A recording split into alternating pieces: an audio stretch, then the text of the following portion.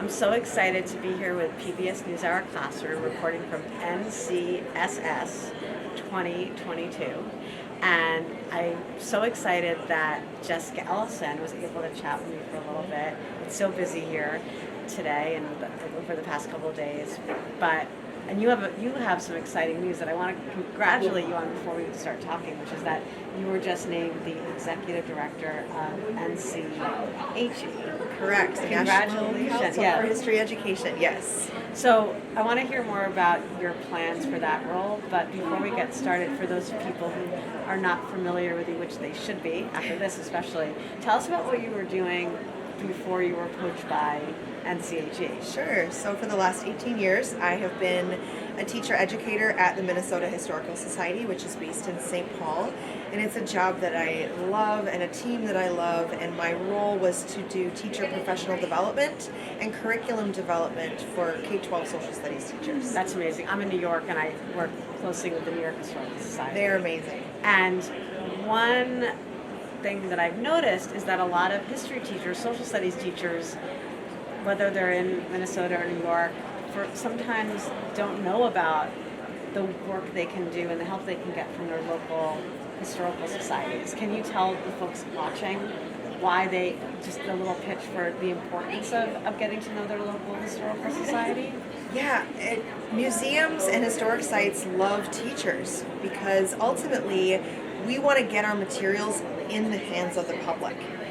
And if we get the materials in the hands of our youngest public, then they become museum goers and they get excited about history.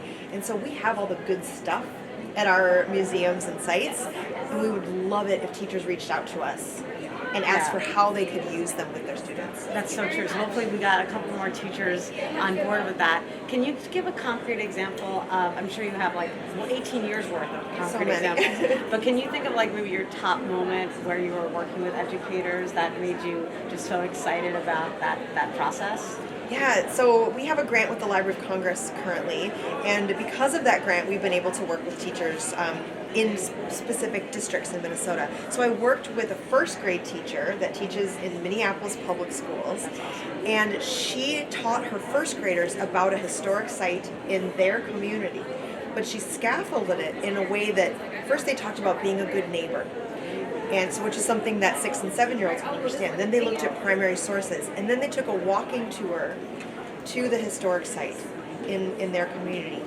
So these kids are doing the work of historians, and they're 6 years old, and that was tremendous. That's amazing, because also just getting them to understand what the study of history really is, and it's I think when I'm a little older, so when I was in history class, it was a lot of learning and memorizing facts and less doing the work of historians. And I'm so happy that we've shifted in terms of our education and our education in social studies and history, where we're focusing more on like the art of doing it versus just being receptacles of knowledge, right? Oh, it's more interesting that way. Nobody takes multiple choice tests when they're an adult. Right, never. Right. But we do use the skills of history, and NCHE calls it the history's habits of mind. Can you talk about that a little bit? Yeah, I mean, there's these different habits of mind that we as human beings use all the time, and they are so connected to historical thinking and the study of history. For example, empathy. Having an understanding of historical empathy makes you more prepared to be empathetic in the current day. Speaking of the current day. Yes. Because I think that as historians we know that public education, public schools have always been at the forefront, a lot of people say, at the focal point of these culture wars. And under a microscope, because that just shows you how important our jobs are, that so many different people from different sides of the aisle are paying attention to what we're teaching and how we're teaching it.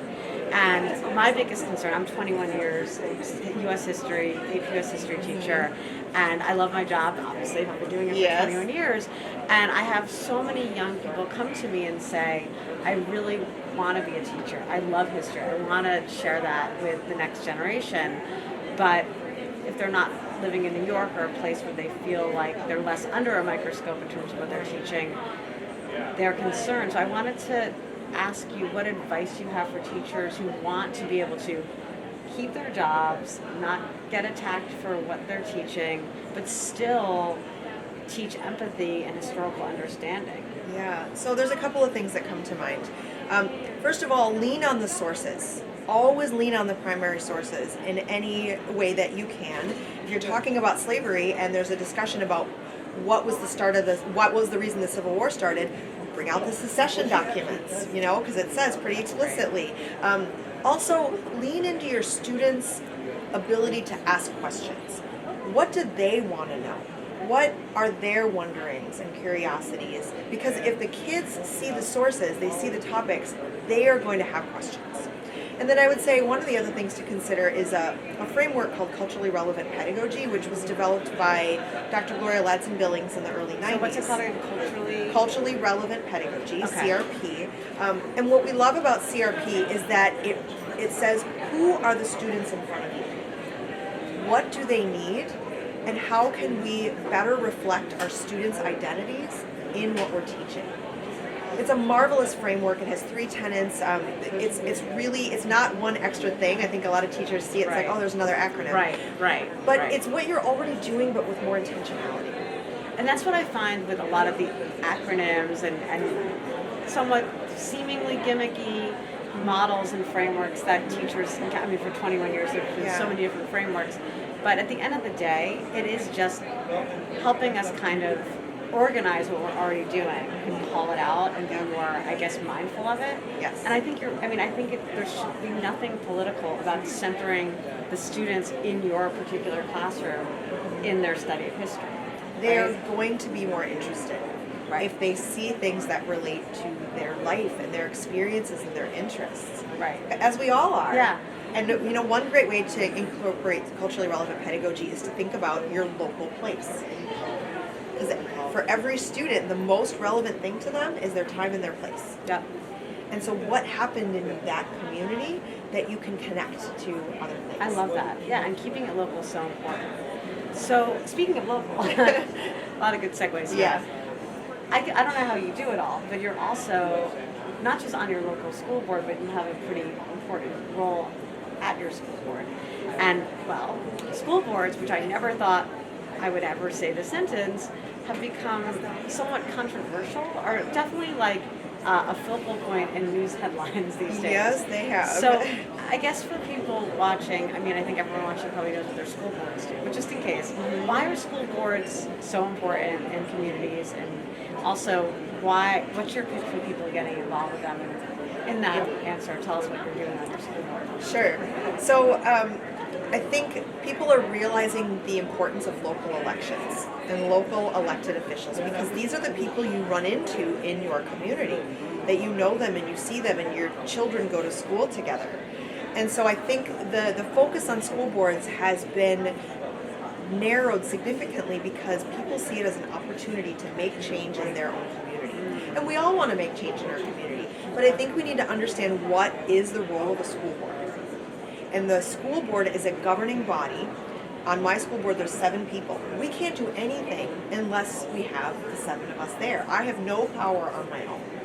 And it's not my job to hire teachers. Right. It is my job to set the budget, to hire and evaluate the superintendent, to set a vision and a mission or a strategic plan for the district. So it is much more 30,000 feet. Yes. And so I really would encourage people to get involved, but first to understand what it is a school board does. That's important. And what the law says we can do.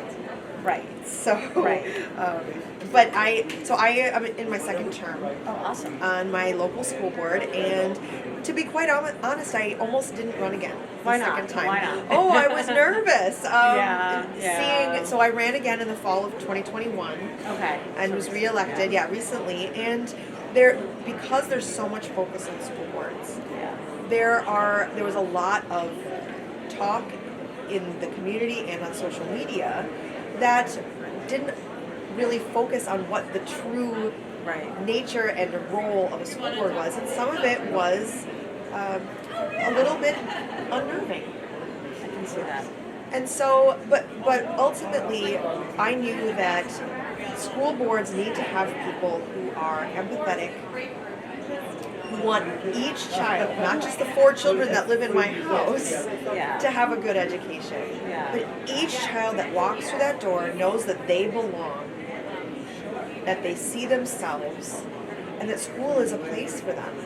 I love that, and I love that your entire philosophy and ideology is centered around putting kids at the center, right? It's not about me. It's not about adults. It's not about us. It's what we can do to help our students. Yeah, and I feel like we've lost sight of that as a society when we're talking about schools. I always say, where are the young people in this conversation? Yes. Why are they not being asked what they want to learn, how they want to learn? Because they have a lot of opinions about it. They're not just like, again, they're not receptacles of knowledge. They're interacting with it, Yeah, right? they're plugged in too. Yeah, they Our are. kids understand, especially Gen Z. I mean, Yes. they are paying attention and they understand. And I don't want to presume as an adult to say, this is what I think Right, that you need in this moment in your life. right. And I understand as an educator, there are some things that students need to know. They need to know how to read and write and communicate, but they also need to know how to be empathetic. Yes. And that's a historical thinking skill. Right. We always forget that. Yes, It's yes. one of the- so now that you're shifting into your new role, what are you most excited about that you can share with us? A Yeah. little sneak peek. I know you're just getting into that new role, but what excites you the most about this new position? I cannot wait to serve teachers on a national level. I've gotten the chance to do some of that in my role at the Minnesota Historical Society, but this really broadens my scope of service. Yeah. And I am interested to hear from teachers in states where there's legislation being passed that seeks to limit or otherwise prescribe Yes. what they are teaching in their social studies classes, because we can be their champions and allies outside of the classroom. That's amazing. So I can't wait, and I hope that I get to talk Yeah. to teachers from every corner of the country. It sounds like you will in this role. Yeah. Yeah, I agree, because I think that one thing we were talking about before we started talking around the camera is Yeah. how excited, I mean, I wish you guys could feel the palpable energy here, but how exciting it is for social studies educators to finally come together again in real life. Yeah. And we're excited for NCHE in Utah in 2023, right? And I think that that's what I wish more people who are reading the headlines and not really talking to teachers would understand that we love what we do because we love young people and just getting them to learn. And I'm so excited for you and your new role to bring that community together even more and more. And again, it's so refreshing to hear that it's because you want to center the student in everything we're doing. So thank you so much for all the work you've done. I'm so excited to see what happens next in NCHE. Now that you're the executive director. Thank you. I cannot wait. History teachers, you are not alone. Yeah. We are here for you. We are here for you. So your final message for history teachers is? Yes, you are not alone, history teachers. There are so many people outside of the classroom who understand the world of education and want to be there for you. So come find us. Okay. Thank you so much. You're welcome.